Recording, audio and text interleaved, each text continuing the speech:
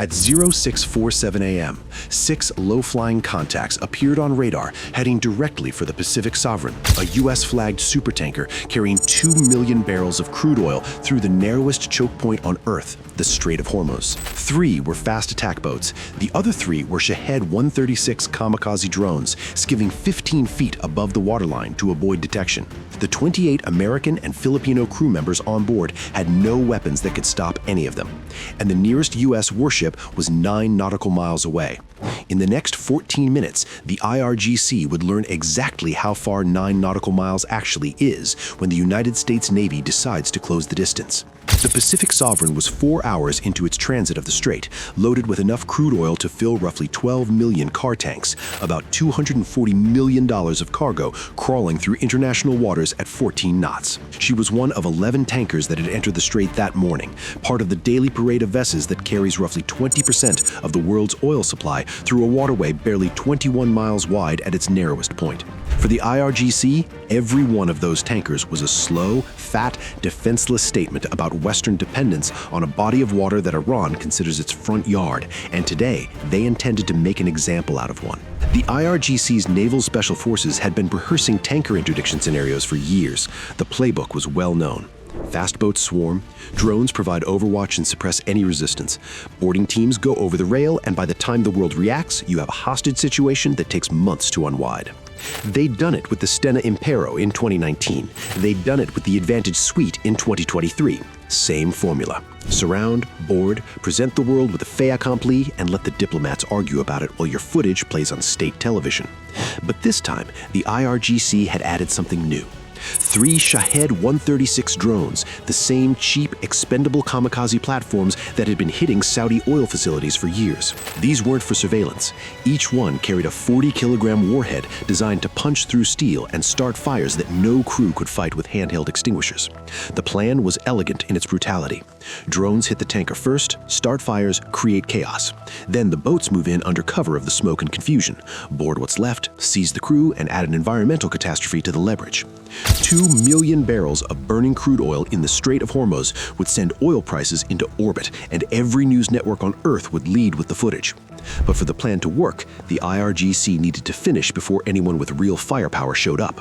And that calculation was built on one assumption, that the nearest American warship was the carrier group operating 200 miles southeast in the Arabian Sea. They were wrong. Sitting 9 nautical miles to the south, running dark with her radar in passive mode, the guided missile destroyer USS Fitzgerald had been shadowing merchant traffic through the strait for 11 days. She was there because after the Stena Impero humiliation, CENTCOM had permanently stationed destroyers inside the strait, independent of whatever the nearest carrier group was doing.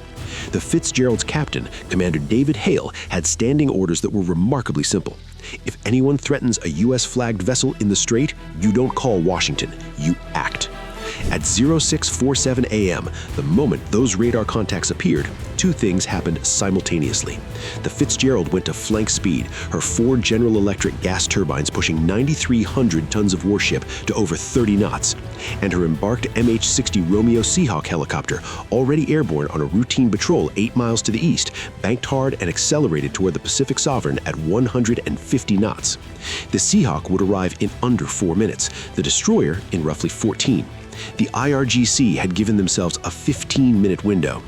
They were about to find out it wasn't nearly enough. At 0649, the first Shahed 136 struck the Pacific Sovereign's bow section just above the waterline. The 40-kilogram warhead punched through the hull plating and detonated inside a ballast tank. The explosion wasn't catastrophic. These drones aren't ship killers, but it blew a hole the size of a car door and started a fire that sent black smoke rolling across the foredeck. 30 seconds later, the second drone hit amidships near the manifold area where the loading pipes connect to the cargo tanks. This one was worse. The impact ruptured a valve connection and crude oil began leaking across the deck, feeding the flames. The crew activated the ship's foam suppression system and started fighting the fire with everything they had, but the smoke was already visible from 40 miles away, exactly what the IRGC wanted. Meanwhile, the 3 fast attack boats accelerated to 45 knots and split into an approach formation. 2 headed for the port side, 1 swung wide to cut off the bow. Armed men on the lead boat were already staging boarding equipment on the forward deck, grappling hooks and carbon fiber ladders. But at 0651, less than 4 minutes after the first drone struck, the MH-60 Romeo Seahawk arrived overhead, and the IRGC's entire timeline shattered. The Seahawk crew didn't hesitate and didn't ask for permission. The rules of engagement for defense of a US-flagged vessel under active attack were already cleared. The pilot brought the helicopter into a banking turn at 300 feet, while the weapons officer locked the targeting system onto the lead fast attack boat, now 200 meters from the tanker's port rail. 1 AGM-114 Hellfire missile came off the left pylon. The laser-guided weapon covered the distance in just over 4 seconds and struck the 20-meter fiberglass hull dead center. There is no version of a fiberglass speedboat that survives a Hellfire.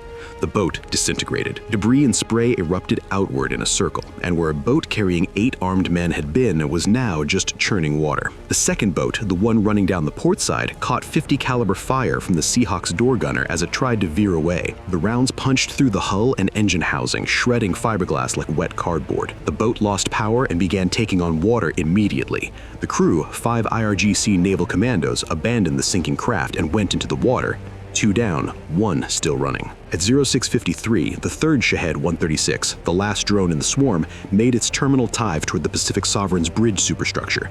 This one never arrived. If Fitzgerald's close-in weapons system, the Phalanx, a radar-guided 20mm Gatling gun that fires 4,500 rounds per minute, had been tracking the drone for 90 seconds. At 1,200 meters, the system fired a 2-second burst. 75 tungsten rounds shredded the drone in mid-air, and the wreckage splashed into the strait 300 meters short of the tanker. On the Fitzgerald's bridge, Commander Hale was already coordinating the next phase. 2 FA-18 Echo Super Hornets from the Truman's Carrier Air Wing 1, callsign Tomcat 3-1 and Tomcat 3-2, had been diverted from a combat patrol 220 miles southeast. At military power, they'd arrive in 12 minutes. But the third fast attack boat was still in play. It had broken off its approach when the Hellfire destroyed the lead boat, but instead of fleeing toward the Iranian coast, it was circling at 800 meters as if waiting for orders or waiting for the helicopter to leave. It got neither. The Seahawk's crew had already reacquired the boat on their forward-looking infrared sensor. They could see the armed men on deck and a .50 caliber machine gun mounted on the bow. But before the weapons officer could line up a second Hellfire shot,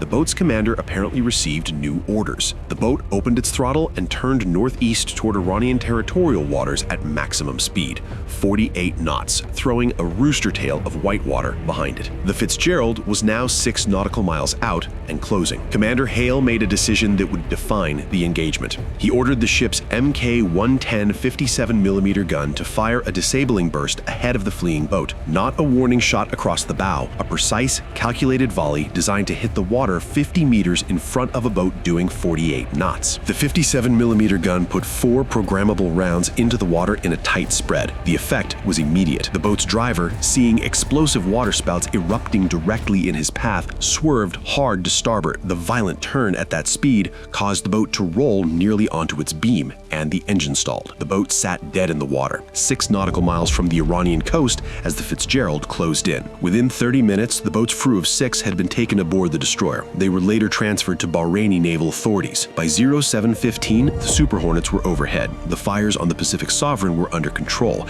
and 2 tugboats were en route from Fujiwara to tow the damaged tanker to port.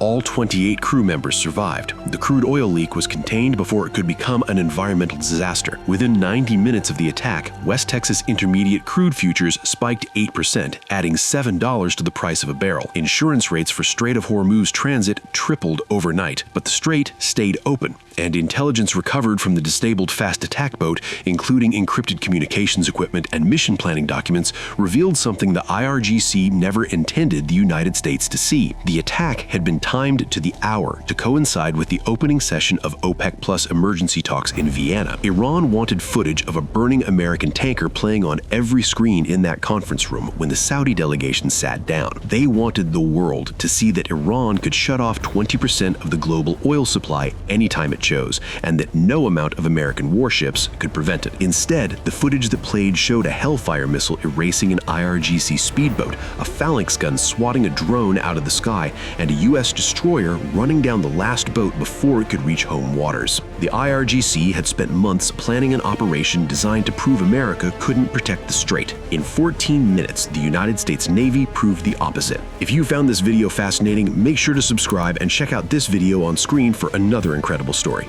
See you in the next one.